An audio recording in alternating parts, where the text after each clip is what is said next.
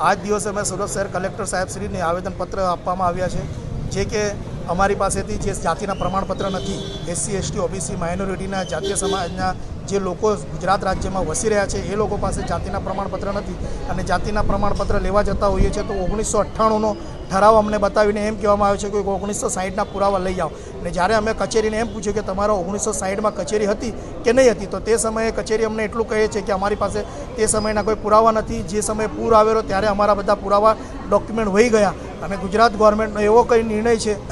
ઠરાવ છે કે જેના આધારે 10 વર્ષ થાય તો બધા ડોક્યુમેન્ટ સળગાવી દેવામાં આવે છે કે કાં તો નાશ કરવામાં આવે છે. ને અમારા છોકરાઓનો 1960ના પુરાવા માંગે છે તો અમારા છોકરાઓના ભવિષ્યને હાથે ખિલવાડ કરી રહી છે ગુજરાત સરકાર. તો અમારા ફક્ત આજના દિવસથી રજૂઆત કરવામાં આવે છે કલેક્ટર સાહેબશ્રીને કે જે તમારો ઠરાવ છે જાતીય પ્રમાણપત્રનો, એમાં કટ ઓફ ડેટનો નિયમ લાવીને એના અંદર સુધારા વધારા કરીને કે જે વ્યક્તિ ગુજરાત શહેરમાં 30 વર્ષથી રહે છે તેમના પુરાવા લઈને એમને જાતીય પ્રમાણપત્ર આપવામાં આવે, જેને કરીને ગુજરાતની આવનારી યુવા પેઢી,